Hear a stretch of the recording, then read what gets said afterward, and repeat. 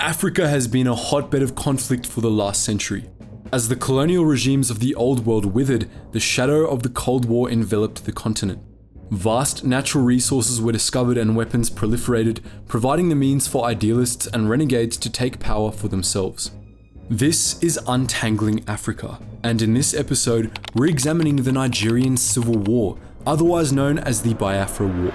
As someone really into investing, I was super excited when Masterworks.io contacted me about their product. As those who invest know, there are a bunch of different assets to pick and choose from depending on your general risk tolerance and goals. Masterworks adds another option to your portfolio, and an amazing one at that. Masterworks is a platform that actually allows you to invest into the contemporary art market, which has outpaced the S&P 500 total return by 164% from 1995 to 2021. Masterworks is essentially the first portal that allows you to dive into the $1.7 trillion collector's art market. Personally, when I invest, I look to diversify myself as much as possible and hedge myself against more traditional markets. In the uncertain times we're living in, there's no better avenue to diversify into than a stable and uncorrelated market such as the collector's art market. Featuring names like Banksy, Monet, and Basquiat, Masterworks allows you to invest at just a fraction of what these iconic art pieces cost to fully purchase. To gain priority access, help the channel, and receive a special offer, click the link in the description below. Nigeria gained independence from Britain in 1960, but this statement isn't entirely accurate. What's closer to the truth is, in 1960, Nigeria was created. Nigeria's borders were set by the Anglo-French Convention of 1898, also called the Niger Convention, and were essentially a line in the sand between the British and French empires in Africa. The border existed to divvy up resources on the Niger River, nothing more. When the Nigerian state was established in 1960, it inherited those colonial borders. That meant inside Nigeria, there were over 100 separate ethnic groups, of which several also owned land across the border in Benin, Niger, and Cameroon.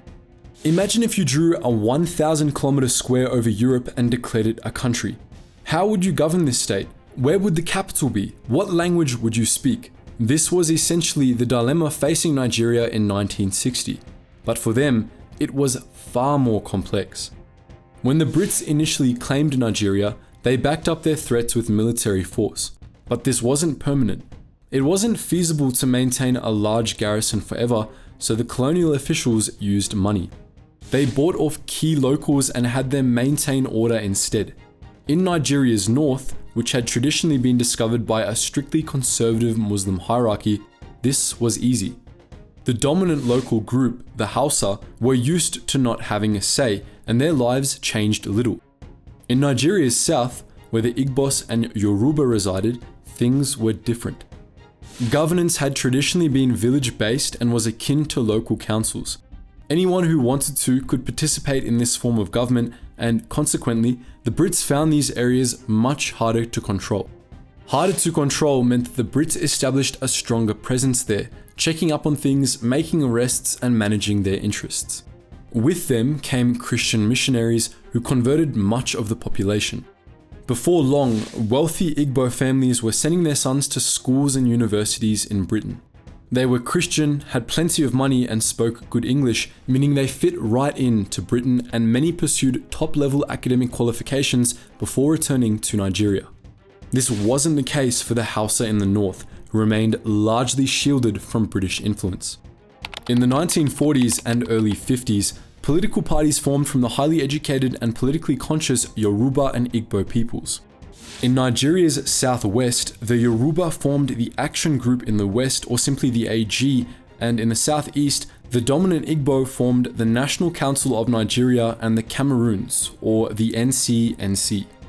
The Hausa jumped on the bandwagon too, forming the Northern People's Congress, or NPC, to control the northern parts of the country. Despite some of their similarities, a split existed between the AG and NCNC, particularly over Nigeria's capital. Lagos, the parliamentary seat, was a Yoruba town, and the AG didn't want to lose sovereignty over it if it became the country's official capital. The AG also wanted to enshrine a right of secession into the post-colonial constitution. The Igbo NCNC was firmly against this and pursued a platform of national unity at all costs.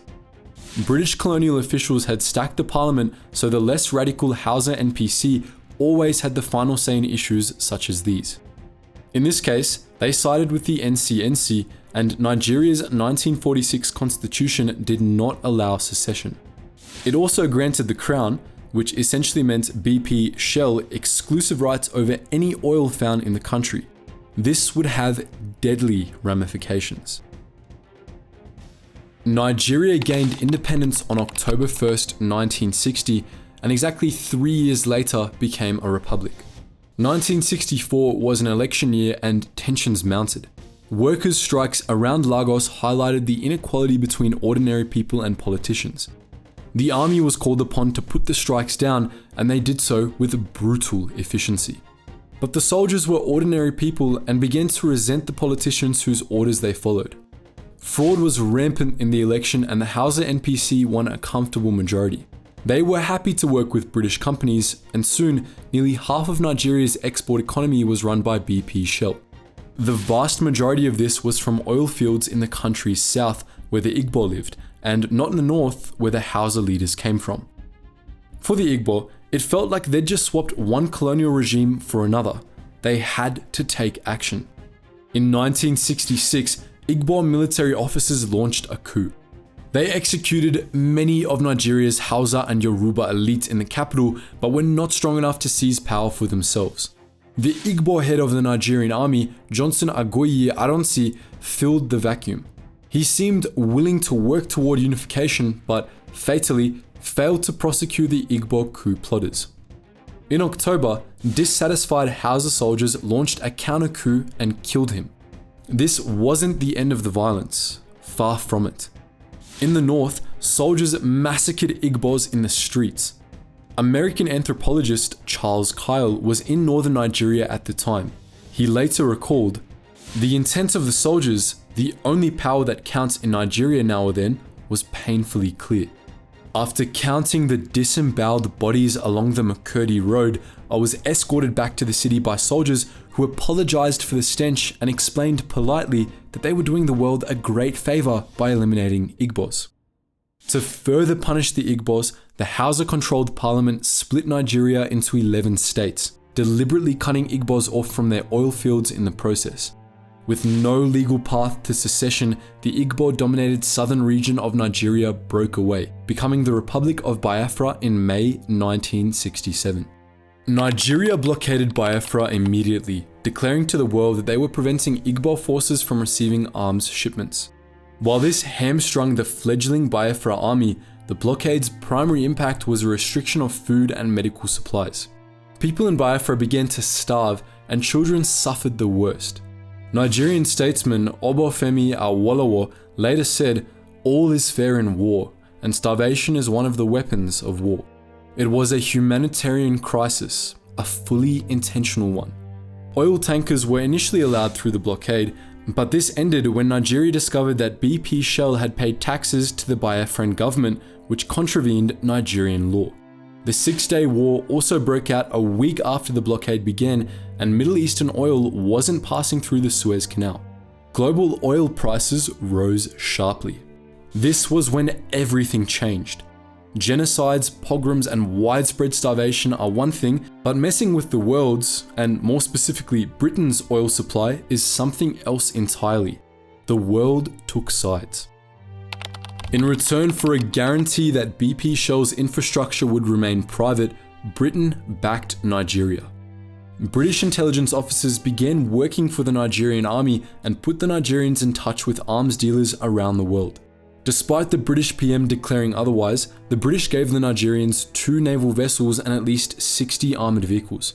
BP Shell were also happy to pay oilfield royalties early so the Nigerian government had spare cash to spend on more British arms. On the flip side, London-based charities Oxfam and Save the Children were flying food supplies into Biafra to aid the starving population, working against the British government. Many other countries took a humanitarian stance and sent food supplies to Biafra. Among them were the Vatican, Canada, Sweden, Germany, and the US. As capitulation through starvation was Nigeria's goal, relief flights were targeted by Nigerian fighters.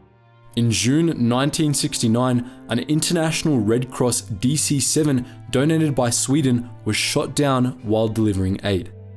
Before the war, Nigeria had no substantial air force, and both Britain and the US refused to sell them fighter aircraft.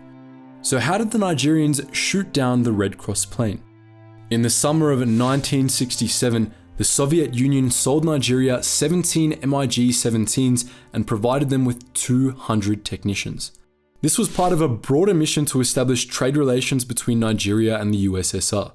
It worked, and Nigeria began purchasing more Soviet hardware.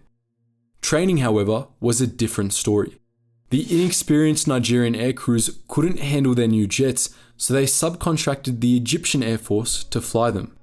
To summarize, Egyptian pilots flying Soviet jets for Nigeria shot down an American-made International Red Cross plane donated by Sweden and delivering aid to Biafra. On the ground, things were just as confusing. French planners were keen to limit British influence in sub-Saharan Africa and were jealous of Britain's domination of oil resources around the Niger River. They championed the Biafran cause internationally, but refused to officially recognize the young country. Just like Britain, the French wanted to supply weapons, but they also wanted deniability. Luckily, they had the perfect solution. Thousands of World War II era German and Italian firearms were still sitting in French warehouses in the 1960s. By obliterating the serial numbers, these weapons couldn't be traced back to France. The Biafran Historical Research Center was set up in Paris as a front to smuggle weapons to Biafra via nearby Gabon and Côte d'Ivoire. The Portuguese joined in too, smuggling weapons through French channels to Biafra to combat growing British influence in the region. Wanting in on the action, communist Czechoslovakia began selling weapons to the French, who imported them into Biafra too. But the Czechs stopped once the Soviets found out and decided the Eastern Bloc was supporting Nigeria. Like the communists, the Israelis supported both sides. They initially sold heavy weapons to Nigeria, but switched allegiance after people began likening the wholesale starvation of Biafran children to the Holocaust. Mossad funneled arms and cash to Biafra through clandestine routes similar to the French. But not all the world's communists were on the same page. China declared its support for Biafra, fighting against Anglo-American imperialism and Soviet revisionism by supplying over $2 million in weapons via Tanzania. Mercenaries were heavily involved too. They came from many places, drawn to Biafra by the promise of money and a good fight. They were funded directly by the Biafran government and, by extension, Biafra's international supporters. Despite a large presence in foreign media coverage of the conflict, Biafran leaders later argued the mercenaries did not help. It would have made no difference if not a single one of them came to work for the secessionist forces. In a way, the war was taken out of both Nigeria and Biafra's hands. Each side was reliant on foreign aid, and both promised foreign access to their rich oil fields to win over allies. With big players like Britain, the Soviet Union, and France at the table, whichever side acquired the most aid had a decisive advantage. In 1968, this was Nigeria. In June, Biafra was surrounded by Nigerian forces. Both sides continued to launch offensives throughout the war, but Biafran military was increasingly impacted by the growing humanitarian crisis. In December 1969, the Nigerians launched a major offensive that successfully split Biafra in two. A month later, the key Biafran population centers fell to further Nigerian attacks. The war officially ended on January 15, 1970.